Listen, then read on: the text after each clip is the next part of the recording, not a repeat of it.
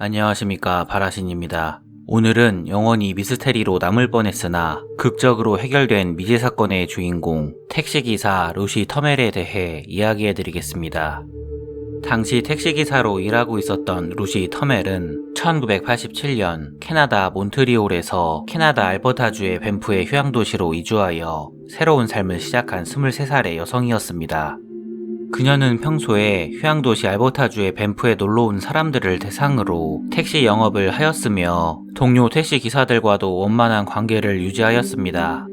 1990년 5월 16일 루시는 이날 저녁 8시부터 택시 영업을 시작하였고 시내 관광지에서 관광을 마치고 호텔로 들어오는 사람들을 태우며 시간을 보내고 있었습니다.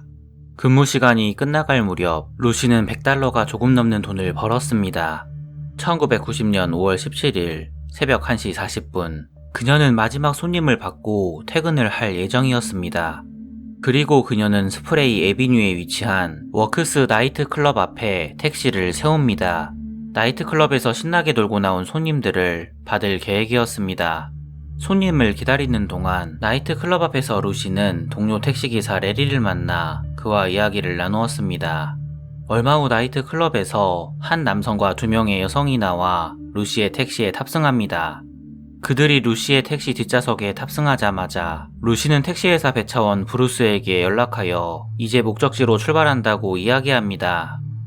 얼마 후 동료 택시기사 레리는 루시가 목적지에 잘 도착했는지 궁금하여 택시회사 배차원 브루스에게 연락하여 루시가 잘 도착했는지 물어봅니다. 하지만 배차원 브루스는 아직까지 루시의 연락이 없었다고 이야기합니다. 거리상 벌써 도착하고도 남을 시간이었는데 이상한 일이었습니다. 무엇인가 불길한 예감이 든 레리는 자신의 택시를 몰고 루시를 찾기 시작합니다.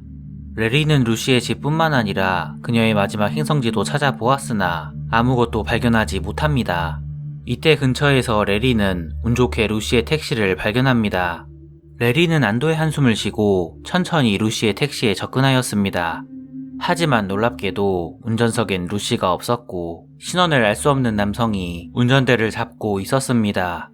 이 남성은 루시의 차를 몰고 어디론가 출발하였고 레리도 조심스럽게 루시의 택시를 따라가기 시작합니다. 레리는 약 3km 정도의 거리를 시속 128km의 속도로 따라갔다고 합니다. 마침내 미스테리 남성은 막다른 길에서 택시를 세우고 택시에서 나와 차를 버리고 숲속으로 도망칩니다. 놀란 레리는 차에서 내려 루시의 택시를 확인했지만 차 안엔 루시가 타고 있지 않았습니다.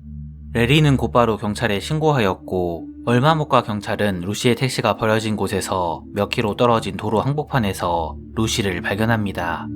불행하게도 루시는 이미 세상을 떠난 상태였고 루시의 재킷과 지갑 그리고 현금 $130가 사라졌습니다. 경찰은 버려진 루시의 택시를 조사하였고 차의 좌석과 계기판 그리고 운전대에서 혈흔을 발견합니다. 하지만 놀랍게도 차에서 발견된 혈흔 중 어느 것도 그녀의 것이 아니었습니다. 사건이 발생한 지 18시간 후 놀랍게도 밴프 스프링스 호텔에서 훔친 것으로 보이는 범행 도구가 발견됩니다. 경찰은 범인이 외부에서 온 사람이고 사건 발생 전 호텔에 투숙한 20대 남성으로 추정하고 조사를 시작합니다. 당시 경찰은 수백 명의 사람들을 조사했으나 사건을 해결할 만한 목격자나 증거를 발견하지 못하였고 사건은 영영 미스테리로 남게 되는 듯 보였습니다. 사건 발생 2년 후 어느 날 익명의 제보자가 범행 도구의 주인의 신원을 경찰에 제보합니다. 용의자의 이름은 라이언 제이슨 러브였고 그는 밴프 스프링스 호텔에서 일한 적이 있는 남성이었습니다. 2년 전 라이언은 밴프 스프링스 호텔에서 사라진 범행 도구를 소유한 것은 인정했지만 사건이 발생하기 전에 도난당했다고 주장합니다. 어처구니없게도 그는 루시가 세상을 떠나기 전날에 알버타주 밴프를 떠난 것이 확인되어 용의선상에서 제외되었습니다. 경찰은 당시 용의선상에 오른 모든 사람들의 DNA를 검사하였으나 라이언의 DNA는 그의 거부로 조사하지 못하였다고 합니다. 왜냐하면 그 당시는 용의자에게 DNA 샘플을 제출하도록 강요할 수 없었다고 합니다. 가장 강력한 용의자 라이언이 범인이라고 확신한 경찰은 어쩔 수 없이 라이언의 DNA를 확보하기 위한 기발한 작전을 기획합니다. 2명의 경찰관이 신입을 모집하는 갱단원 행세를 하고 라이언에게 접근하는 것이었습니다. 당시 라이언은 갱단에서 자신을 받아준다는 말에 혹하여 갱단 행세를 하는 2명의 경찰관에게 마음을 열게 됩니다. 라이언의 마음을 연 경찰관은 쉽게 그의 머리카락을 채취하는 데 성공합니다. 라이언의 머리카락은 루시 터멜의 택시에서 나온 DNA와 비교되었고 두 DNA는 일치한다는 결과가 나옵니다. 결국 라이언은 1992년 11월 체포되어 기소되었고 재판을 받게 됩니다. 범행 당시 라이언의 나이는 겨우 18세였고 어처구니없게도 그는 당시 가족 모임에서 친척들 앞에서 돈 자랑을 하고 싶어 범행을 계획했다고 합니다. 1994년 라이언은 유죄 판결을 받고 20년간 가석방 없는 무기징역을 선고받습니다.